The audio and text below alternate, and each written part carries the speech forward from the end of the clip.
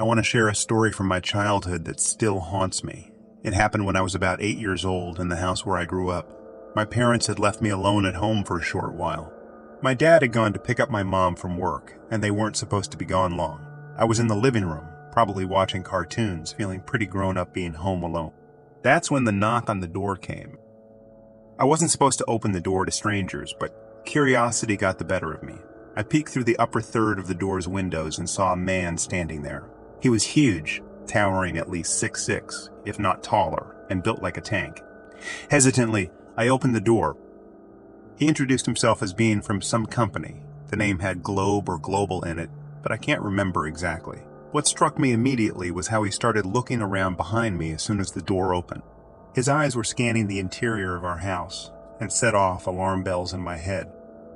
Naively, I told him my parents weren't home. His reaction still gives me chills. He gave me this smirk, one that seemed to know too much, and said he'd wait with me for my parents to return. Every instinct screamed that this was wrong. I tried to close the door, but I was just an 8-year-old kid, and he was this immense figure, easily holding it open. Just then, the phone rang. In a stroke of what I can only call divine intervention, I blurted out, "Oh, that must be the police calling me back." I know, not the most convincing line, but fear makes you say strange things. To my relief, it worked. The man's expression changed, and he quickly left. I slammed the door shut, locking it and backing away. My heart was pounding, and I remember feeling this overwhelming sense of dread. I watched from the window as he walked away, disappearing down the street. When my parents got home, I was a mix of tears and frantic explanations. They were concerned, asking me all sorts of questions about the man, what he looked like, what he said. They had never heard of the company he claimed to represent. They called the police, but as far as I know, nothing ever came of it. He never came back, thankfully. The scariest part, after he left, I noticed something even more unsettling. The window he had knocked on, it was cracked. The realization hit me like a ton of bricks. This guy, this stranger, had enough strength to inadvertently crack our door window with a casual knock. If he had decided to force his way in, I would have stood no chance against him. That incident changed a lot for us. My parents never left me home alone again for years. We installed better locks, got a security system, and they drilled into me the importance of not opening the door to strangers.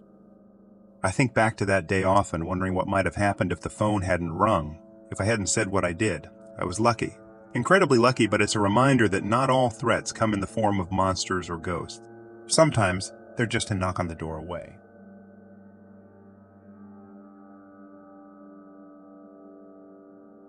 I've got a story that's been circulating in our small community, one that sounds straight out of a horror movie but is all too real. It happened to a friend of a friend, and it's a chilling reminder of how quickly things can turn nightmarish. This friend, let's call him Mike, lived alone in a rural area about 50 miles outside Baltimore. He had a quaint house with a large backyard that bordered a dense tree line, a peaceful setting where he enjoyed his morning coffee on the back porch. Mike was a bit of a gun enthusiast and often used his backyard as a shooting range. He had no idea how crucial this hobby would become for his survival. One morning, as Mike was enjoying his coffee, he noticed something unsettling. A large, unkempt man emerged from the tree line, staring directly at him. Before Mike could process what was happening, the man bolted toward the house with a menacing look in his eyes.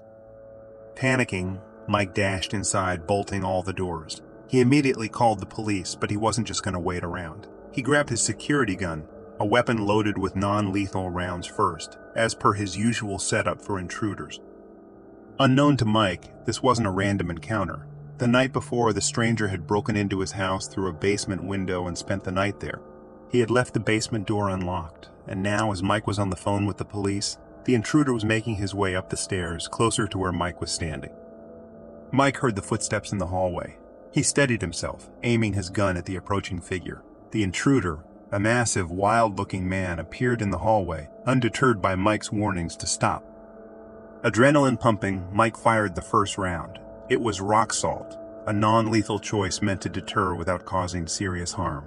But the intruder didn't flinch. He kept coming, a look of madness in his eyes. Mike's second shot was a rubber bullet, aimed squarely at the man's chest. Still, the intruder pressed forward, seemingly impervious to pain or reason. The situation was spiraling out of control, and Mike had to make a split-second decision. The third shot was lethal. I'm not clear on the details, whether it was buckshot or a slug, or even if Mike switched to a rifle, but it left a gaping hole in the intruder's chest. Yet unbelievably, the man kept coming. The sight of him, a hulking figure with a chest wound still advancing, was like something out of a nightmare. They wrestled, the intruder's massive frame overpowering Mike, but the gunshot wound was taking its toll. The man's strength waned, and he collapsed on top of Mike, life slipping away from him right there in the hallway. The 911 operator heard everything. Mike's desperate warnings, the intruder's chilling taunts, the struggle. The police arrived soon after, but those moments felt like an eternity to Mike.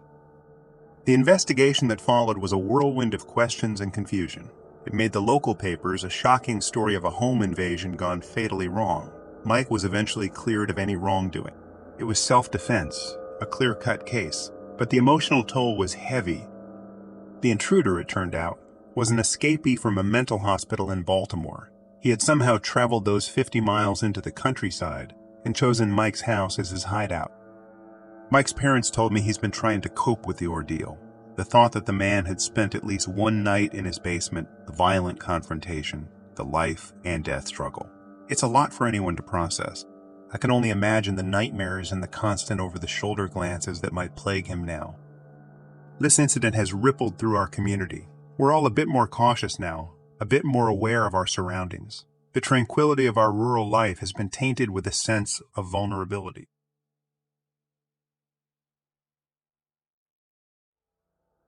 This happened when I was 18, just after my first year of college. I had moved back in with my parents for the summer.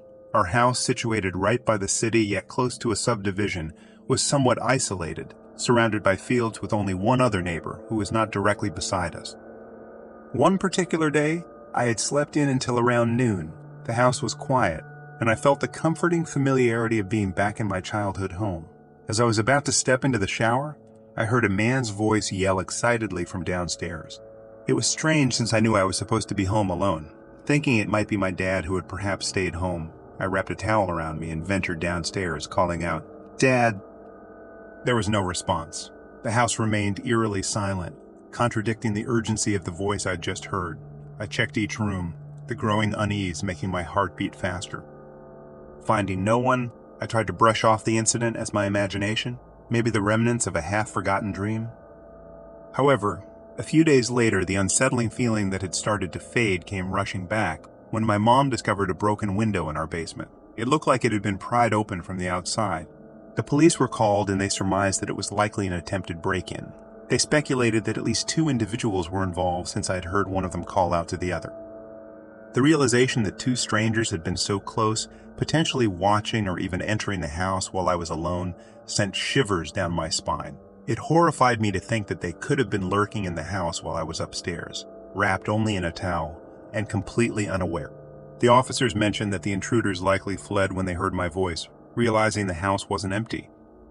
For the remainder of the summer, I was plagued by a sense of unease.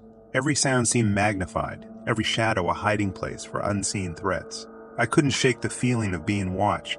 I kept wondering what could have happened if I hadn't heard them, if they had managed to sneak in without my knowledge. Sleep became elusive. I'd lie awake at night, straining my ears for any sound out of place. The fact that I hadn't heard the window being broken played on a loop in my mind. How could I trust my senses if I failed to hear something as significant as a window breaking? I started to avoid being alone in the house.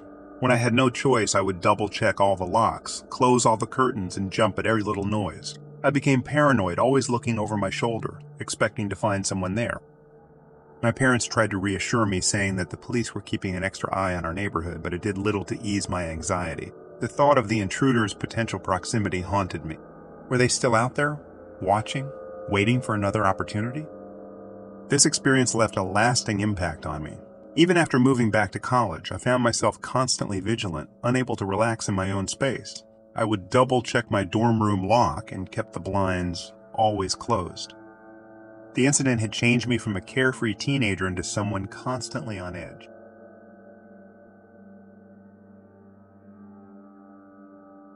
I've got a couple of stories to share, both hitting close to home in the most literal sense. The first incident happened a few years back when I was living with my parents. We were a close-knit family, just the three of us in a typical suburban house. Our living room had a clear view of the kitchen, particularly the sliding glass door that led to the backyard. It was one of those quiet evenings, the kind where you're lulled into a sense of security watching TV with your loved ones. Suddenly, our tranquility was shattered by a noise from the kitchen. Instinctively, I turned around and my blood ran cold. There, at our sliding door, was a man dressed entirely in black, his face obscured by a ski mask. He was reaching for the door handle, his intentions clear and terrifying. In an instant, my dad sprang from the couch, his protective instincts kicking in.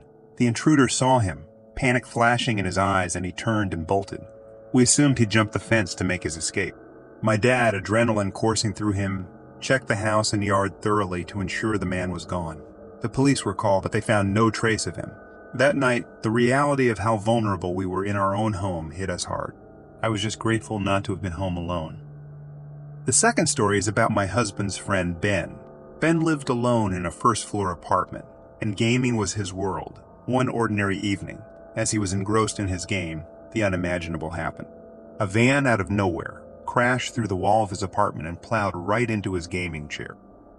By some stroke of luck, Ben was in a cushioned rolling chair. That chair, which he had spent countless hours in, gaming and relaxing, ended up saving his life, but he wasn't unscathed.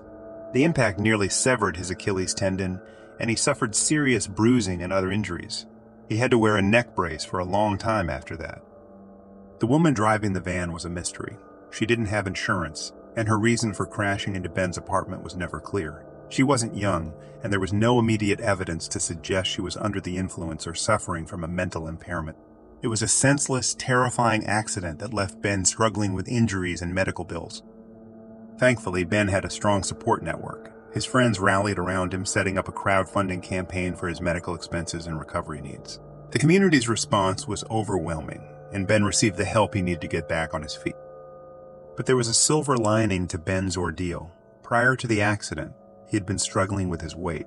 The incident, traumatic as it was, served as a wake-up call. Determined to turn his life around, Ben embarked on a journey of self-improvement and weight loss. Last I heard, he had lost over 100 pounds. His transformation was nothing short of inspirational. Both these incidents have stayed with me, reminders of how unpredictable and fragile life can be. In my family's case, it was a brush with a potential home invasion, a threat from the outside world that we narrowly avoided. For Ben, it was a random, catastrophic event that turned his life upside down, but also set him on a path to a healthier lifestyle.